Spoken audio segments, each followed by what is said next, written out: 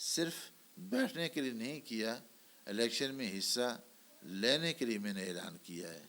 ہار جیت یہ الیکشن کا حصہ ہے، سیاست کا حصہ نہیں ہے۔ سیاست الگ چیز ہے، الیکشن میں ہار جیت یہ الگ چیز ہے۔ جب میں نے سیاست میں حصہ لینے کا، الیکشن میں حصہ لینے کا اعلان کیا ہے تو انشاءاللہ تبارک و تعالی میں الیکشن میں حصہ لوں گا۔ یہ بتائیں کہ آپ نے الیکشن لڑنے کا اعلان تو کر دیا، ابھی تک آپ نے الیکشن کے حوالے سے کمپین شروع کی ہے؟ جس طرح دیگر سیاسی جماعتوں کے رہنما آج کل اکثر نظر آتے ہیں، اپنے حلقوں میں جا رہے ہیں، الیکشن کمپین کر رہے ہیں، کارنر میٹنگ کر رہے ہیں، اس طرح کی ایکٹیویٹی اس طرح آپ نے ابھی شروع کی ہے یا کرنے کا ارادہ رکھتے ہیں؟ میں ابتدا کر رہا ہوں اور میں اپنے لیے پلان بھی تیار کر رہا ہوں، لائے عمل تجویز کر رہا ہوں کہ میں عوام کے پاس جاؤں تو میں کس لائے عمل کو لے کر جاؤں۔ ایک پارٹی کا منشور ہے اور دوسری بات میری اپنی ذاتی ترجیحات ہیں۔ میں ان ذاتی ترجیحات کو متعین کر کے عوام کے ساتھ جانا چاہتا ہوں، اور پھر میں یہ بھی دیکھنا چاہتا ہوں کہ محترم فاروق حیدر صاحب اس حلقے کے وزیر اعظم رہے ہیں، اور یہ ادارے کی ایک بہت کلیدی عہدہ ہے، پی ایم وزیر اعظم آزاد کشمیر۔ اس عرصہ میں اس حلقہ انتخاب میں انہوں نے وزیر اعظم ہونے کی حیثیت سے کیا کام کیے ہیں، میرٹھ کہاں تک بحال ہوا ہے یا پامال ہوا ہے، تعلیمی معیار بلند ہوا ہے یا گرا ہے، اسی طرح غریب طبقہ ان تک کیا حکومت نے کوئی ان کے ساتھ تعاون کیا اور ان کی خوشحالی و بہتری کے لیے کوئی قدم اٹھائے۔ یہ ساری چیزیں میرے ذہن میں ہیں، اور سب سے اہم مسئلہ یہ ہے موجودہ دور میں اہل کشمیر کے لیے وہ وحدت کشمیر ہے۔ میں یہ سمجھتا ہوں کہ جس طرح 16 دسمبر 1971 سقوط پاکستان کا واقعہ پیش آیا، اسی طرح 5 اگست 2019 یہ سقوط کشمیر کا واقعہ پیش آ گیا ہے۔ سیاست میں، سفارت میں ہندوستان ہم سے بہت آگے ہے، اور اس نے کس مکر و فریب کے ساتھ کشمیر کے حصے پر قبضہ کر لیا اور اس کی متنازع حیثیت کو ختم کر لیا۔ یہ اہل کشمیر کے لیے سقوط مشرقی پاکستان کے سانحے سے بڑا سانحہ ہے۔ اس وقت ہمارا کشمیر کئی ٹکڑوں میں تقسیم ہو چکا ہے، بٹ چکا ہے، اور کشمیر کا چھوٹا سا حصہ ہمارے پاس باقی رہ گیا ہے۔ میرے نقطہ نظر میں یہ بھی بات بھی ہے کہ ہم عوام کے پاس جائیں، عوام کو بیدار کریں، وحدت کشمیر اور متحدہ کشمیر اس پہلو کو ہم اجاگر کریں، تاکہ ہم لوگ جو مسئلہ کشمیر کو بھول چکے ہیں، اس مسئلہ کشمیر کو ہم سمجھنے کی کوشش کریں۔ یہ میری ترجیحات ہیں، ہوں گی انشاءاللہ تعالی، اور بھی جو بھی ترجیحات ہوں گی میں طے کر کے میڈیا کے سامنے لاؤں گا۔ میں ان جدید و نئی ترجیحات کے ساتھ سیاست میں آنا چاہتا ہوں۔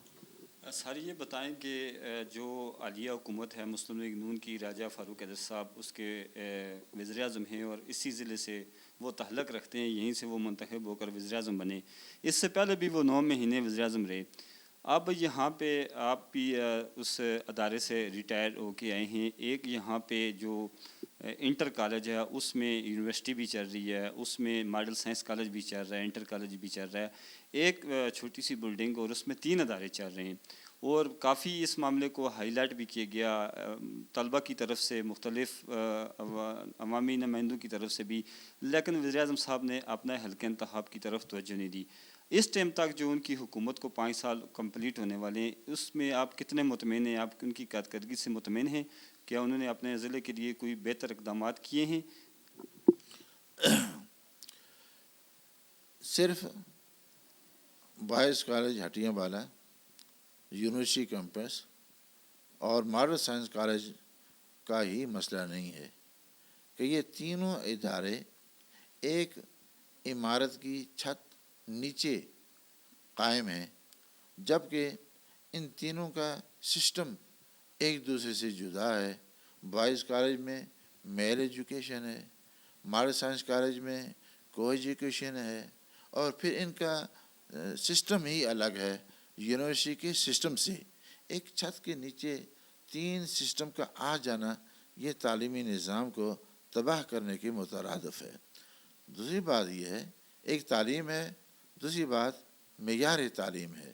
تعلیم اور چیز ہے، تعلیم کو عام کرنے کے لیے اور عوام کو بے وقوف بنانے کے لیے پہاڑوں پر بھی پرائمری اسکول، مڈل اسکول قائم ہو چکے ہیں، اور ہائی اسکول بھی کثرت کے ساتھ موجود ہیں، لیکن ان ادارہ جات کے اندر تعلیم کا معیار کیا ہے، یہ پہلو نہایت قابل افسوس ہے۔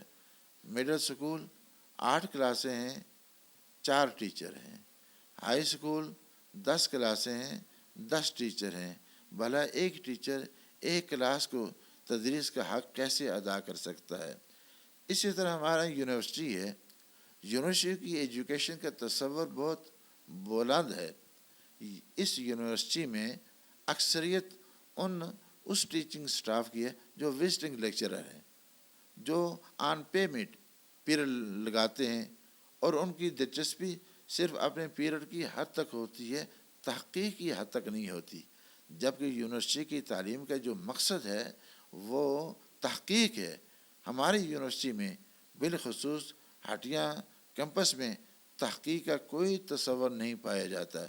یہ بنیادی چیزیں ہیں کہ جس سے ہمارا معیار تعلیم آئے روز پست ہوتا جا رہا ہے، اور اس نظام تعلیم کی اصلاح کی انتہائی اشد ضرورت ہے۔ جہاں آپ ایک ادارہ قائم کرتے ہیں، اس ادارے کی ریکوائرمنٹ اور اس کی ضروریات کو پورا کریں۔ ادارے کے لیے عمارت کی ضرورت ہے، عمارت ہونی چاہیے۔ ادارے کے لیے سٹاف کی ضرورت ہے، سٹاف ہونا چاہیے۔ اگر کسی ادارے میں چپراسی بھی نہ ہو تو اس ادارے کے نظام ڈسٹرب ہو جاتا ہے، متاثر ہوتا ہے۔ اور جس ادارے میں ٹیچنگ سٹاف 6 کے بجائے 2 کام کر رہے ہوں، 15 کے بجائے 6 کام کر رہے ہوں، تو وہ ادارہ کیسے تعلیمی معیار کو بلند کر سکتا ہے؟ اس لیے میرا یہ خیال ہے کہ ہمارے تعلیمی نظام میں بہت سی کمزوریاں ہیں، اور یہ ایسی کمزوریاں ہیں کہ کسی بھی حکومت نے ان کمزوریوں کی اصلاح کے لیے کوئی توجہ نہیں دی۔ ہمارے سامنے قمر صاحب کا پیکیج بھی موجود ہے، اور اس کے بعد پھر ایک اور تعلیمی پیکیج بھی موجود ہے۔ تعلیمی پیکیج تو آتے رہے، لیکن ادارہ جات کی جو ریکوائرمنٹ تھی، جو ان کی ضرورت تھی، اس ضرورت کو پورا کرنے کے لیے کسی بھی گورنمنٹ نے کوئی قدم نہیں اٹھایا۔ میں تو یوں سمجھتا ہوں جیسے 2 آدمی ہوں، ایک آدمی کے ہاں بیٹا ہے، ایک ہی بیٹا ہے، وہ صحت مند ہے، توانا ہے، ماشاءاللہ ذہین ہے، فطین ہے، اور دوسرا شخص ہے، اس کے 3 بیٹے ہیں، 4 بیٹے ہیں، وہ چاروں معذور ہیں، کوئی نابینا ہے، کچھ چل نہیں سکتا، الغرض وہ معذور ہیں۔ وہ جو 2 آدمی ہیں، ان 2 بھائیوں میں سے یقیناً وہ شخص خوشحال ہوگا جس کا ایک بیٹا تو ایک ہی ہے، لیکن وہ صحت مند ہے، توانا ہے، باپ کے ساتھ کام کر سکتا ہے، ہاتھ بٹا سکتا ہے، محنت مزدوری کر کے باپ کا بازو بن سکتا ہے، بجائے اس کے جس کے 4-5 بیٹے ہیں اور 5 معذور ہیں۔ یہ تو اس کے لیے تو معاشی بوجھ ہے۔ ہمارے تعلیمی اداروں کے ساتھ حکومت وقت نے اور ہر حکومت نے یہی سلوک کیا ہے۔ سر، ابھی حالیہ جو ہائی کورٹ آزاد کشمیر میں ایک ریٹ دائر کی گئی ہے ممبران اسمبلی کے لیے کہ اس کے لیے جو بی اے کی شرط ہے وہ لازمی قرار دی جائے، اس سے آپ مطمئن؟ میرا خیال یہ ہے کہ اب تو موجودہ دور میں ہر شعبہ میں معیار تعلیمی قواعد بلند ہو چکے ہیں۔ ایک پرائمری ٹیچر ہے، اس کے لیے بی اے کا ہونا ضروری ہے۔ ایک سینئر ٹیچر ہے، اس کے لیے ایم اے اور ایم ایڈ ہونا ضروری ہے۔ ایک پروفیسر ہے، اس کے لیے ایم فل اور ڈاکٹر ہونا ضروری ہے۔ ان لوگوں کا فیلڈ صرف تدریس ہے، لیکن ان کے لیے بھی تعلیمی معیار کو بلند کیا گیا ہے۔ اسمبلی یہ تو قانون ساز ادارہ ہے، یہاں تو قانون بنتا ہے، یہاں تو ریاست کے نظام کو چلانے کے لیے آئین سازی کی جاتی ہے، یہاں تو اعلیٰ تعلیم یافتہ اور پڑھے لکھے لوگ ہونے چاہیے۔ ہمارے ہاں جو موجودہ سسٹم بی اے کا، اس بی اے والے کو تو اپلیکیشن لکھنی نہیں آتی، وہ اسمبلی میں جا کر کے قانون سازی کیا کرے گا۔ میرا بی اے سے بھی اتفاق نہیں ہے۔ اسمبلی کا ممبر بننے کے لیے کم از کم ایم اے ہو اور اس کے ساتھ وہ دینی خصوصیات کا حامل ہو، عبادات کا پابند ہو، اس کی وضع قطع شرعی ہو، دین اسلام کے متعلق معلومات رکھتا ہو، دین کے ساتھ اس کی دلچسپی ہو۔ جہاں دنیاوی تعلیم کا ہونا ضروری ہے، وہاں دینی تعلیم کا ہونا بھی ضروری ہے۔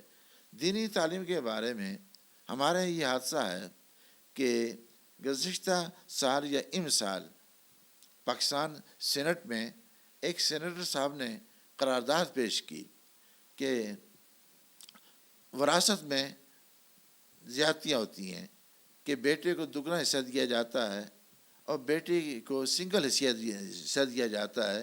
میری یہ تجویز ہے کہ دونوں کا حصہ برابر قرار دیا جائے۔